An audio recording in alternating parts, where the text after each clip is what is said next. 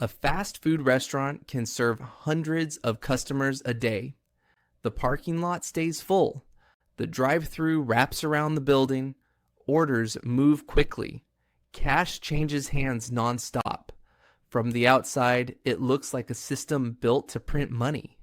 And yet, for many fast food chains, profits are thin, often uncomfortably thin. In some cases, a small change in costs can wipe them out entirely. The demand is real. The volume is real. The profits are often not. Fast food matters because it sits at the center of scale, labor, and consumer behavior. It employs millions of people worldwide. It shapes how cities are designed and how people eat. It supports supply chains that stretch from farms to factories to distribution centers. It is also one of the most studied business models in modern capitalism. If an industry built on speed, standardization, and global reach still struggles to generate reliable profit, it suggests that even large systems can be fragile. At its core, fast food is a high-volume, low-margin business. Margin refers to the percentage of revenue left after costs are paid. In fast food, those margins are often in the low single digits. Each sale produces only a small amount of profit. The model depends on repetition and consistency. Stores must stay busy. Equipment must keep running. Labor must be scheduled precisely. Small inefficiencies add up quickly. The economics are often assumed to be simple. Buy cheap ingredients, sell them quickly, repeat the process. In practice, costs are layered and persistent. Ingredients are only one piece. Labor is another. Real estate matters, as well as utilities, maintenance, marketing, technology, and regulatory compliance. Many of these expenses are fixed. Fixed costs do not fall when customer traffic slows. Rent is still due. Equipment continues to depreciate. Managers still need to be paid. Fast food also competes aggressively on price. Customers notice small increases. A change of 50 cents can shift behavior, especially when alternatives are nearby. That limits pricing power. When costs rise, chains often absorb them rather than passing them on. Over time, that pressure compounds. Franchising shapes much of the industry. A franchise is a business model where independent operators run locations under a shared brand. The parent company collects royalties and fees. Franchisees carry most operating costs. This structure allows rapid expansion without corporate ownership of every store.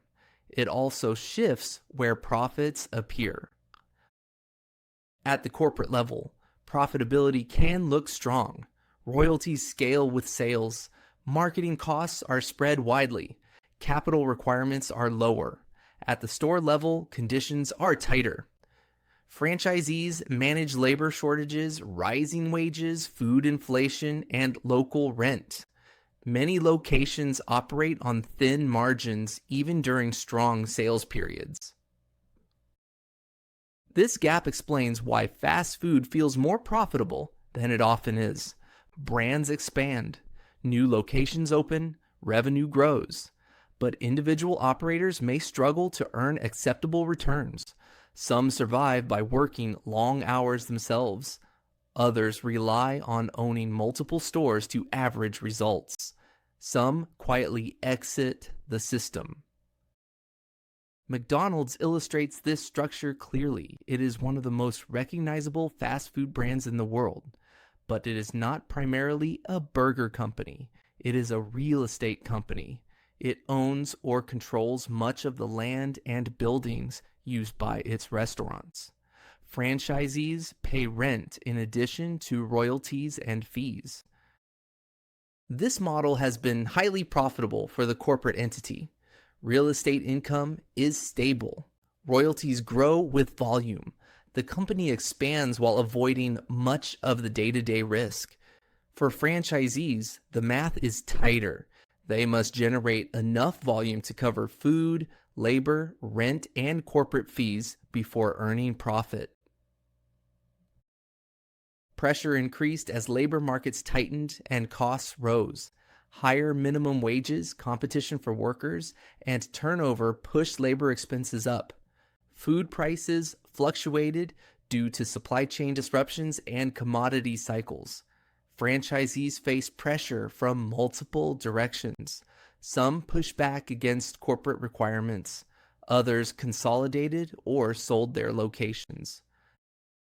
McDonald's responded by emphasizing automation, digital ordering, and menu simplification.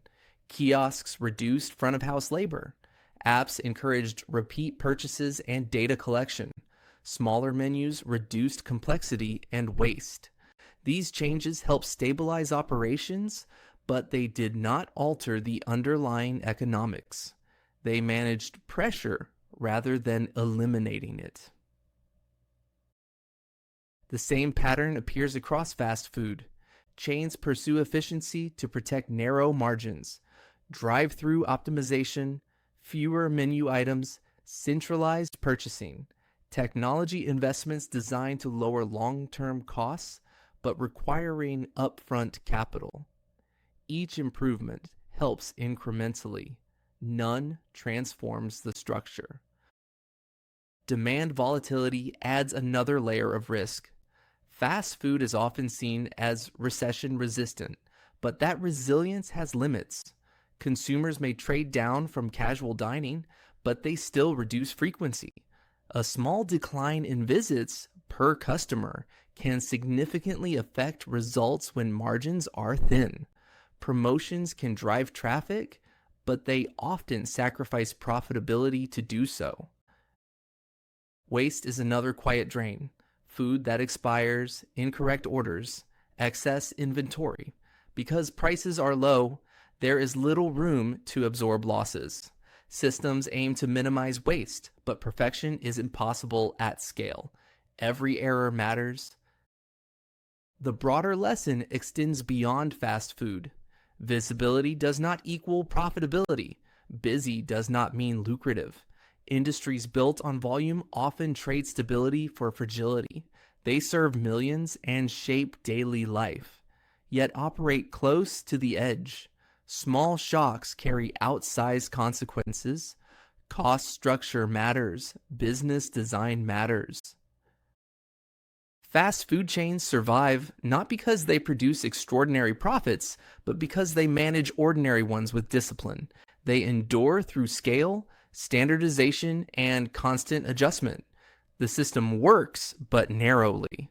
That narrow margin explains why an industry that appears wildly successful from the outside often feels constrained from within.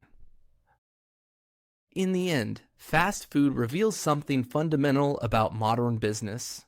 The spectacle is loud, the economics are quiet. The drive-through line may be long, the brand may be everywhere, but the profits beneath the surface are thin, fragile, and far less forgiving than they appear.